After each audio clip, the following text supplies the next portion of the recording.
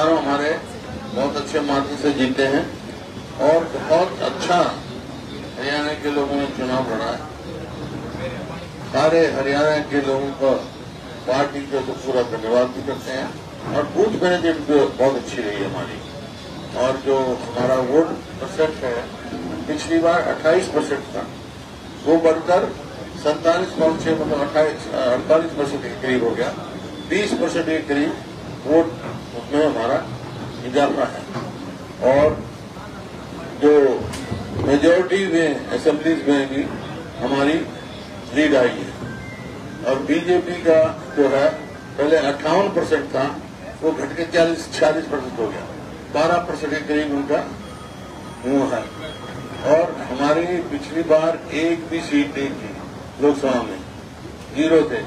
हम 0 से 5 पार्टियों में 10 के 10 से नीचे 5 आ गई।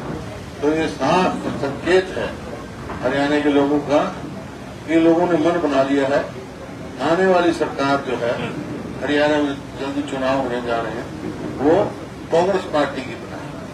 ये छत्तीसगढ़ का मन है।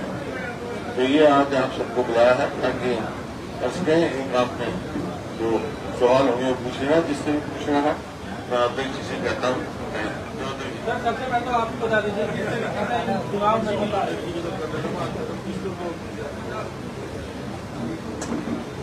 आपने हमारे नेता प्रतिपक्ष चौधरी भूपेंद्र सिंह हुड्डा जी, हमारे नवनिर्वाचित सांसद श्री दीपेंद्र हुड्डा जी, श्री वरुण मलाना जी, श्री पंडित सतपाल ब्रह्मचारी जी, श्री जयप्रकाश जी और हमारे अन्य वरिष्ठ हमारे साथीगण, विधायकगण, पूर्व विधायकगण, सबसे पहले मैं बहुत बहुत बधाई देना चाहूंगा सभा का। और ये चुनाव सीधा ही भारतीय जनता पार्टी 79 विधानसभा में किया था। कांग्रेस पार्टी सिर्फ 10 विधानसभा में थी और 1 विधानसभा में जेजेपी थी। जाकर 46 विधानसभाओं में हमने लीड किया है, जीत करके आए। तो इसलिए आने वाले चुनाव में कांग्रेस पार्टी, मैं समझता हूं कि कम से कम 70+ सीटें हम आगे अर्जित करेंगे। और आपने पूछना, ये हमारे चुनाव प्रचार में राहुल गांधी जी, प्रियंका गांधी जी के अलावा और भी जो काफी नेता होंगे, लेकिन वरिष्ठ नेता ये तीनों गए। आपका असेसमेंट क्या है? कि देखिए 1-2 और क्लोज फाइट थे, तो चुनाव है, प्रजातंत्र है, लेकिन हमारे जितने भी उम्मीदवार थे बहुत अच्छे उम्मीदवार थे और पूरे अच्छी तरह ताकत से चुनाव लड़ा उन्होंने।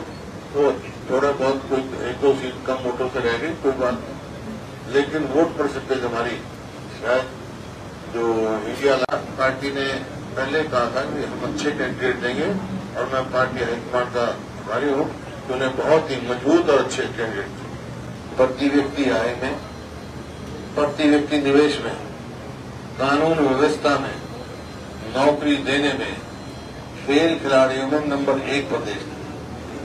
इनके 10 साल के राज में अब हम नंबर 1 हो गए। बेरोजगारी में, महंगाई में, कानून व्यवस्था की तो धज्जियां उड़ी हुई है, रोज फिरौतियां मांगी जा रही हैं। कोई अपने आप को हरियाणा में सुरक्षित महसूस नहीं कर रहा है सरकार। और खेल और खिलाड़ियों को तो आपने खुद देखा कि हमारी पहलवान बेटियां जिन्होंने पूरे देश में नाम कमाया, उनके साथ क्या व्यवहार हुआ, उनको आज तक भी न्याय नहीं मिला।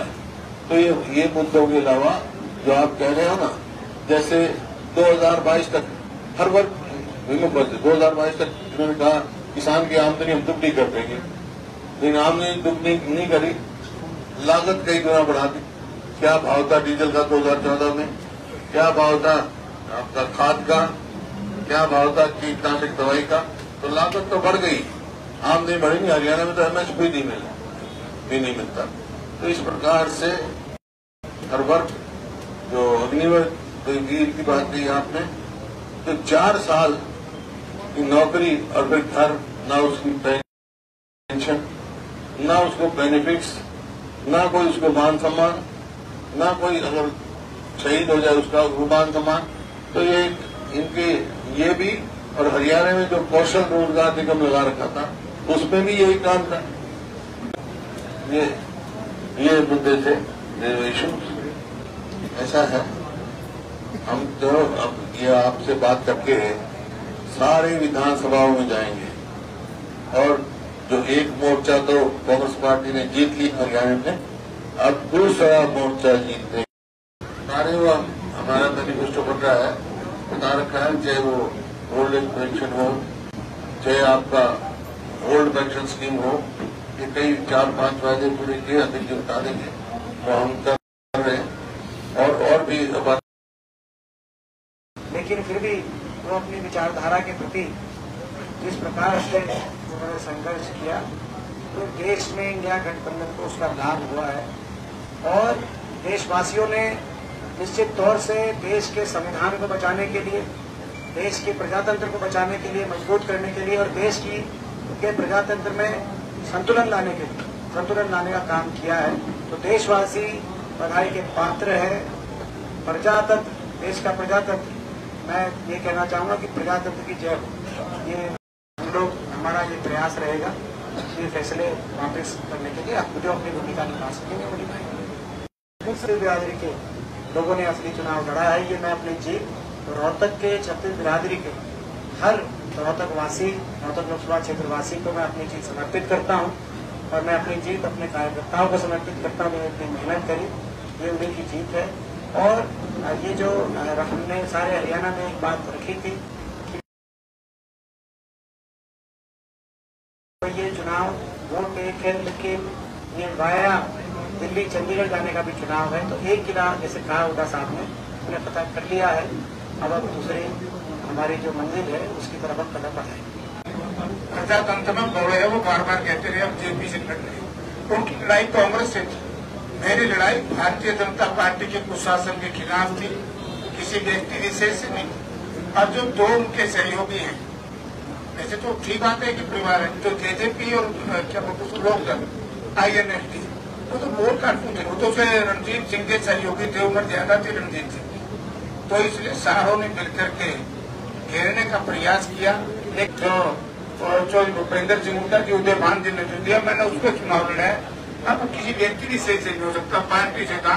अब उस पर मोहर लगा दी लोगों ने, जो हमारी 5 नीति शायद हरियाणा की थी और केंद्र सरकार की थी, कांग्रेस आई थी। देखो, तो मैंने कहा ना कि ये संतुष्टि की बात है। लोगों ने, जहां तक सवाल आपने पूछा, मैंने शुरू में कहा कि भाई मुकाबला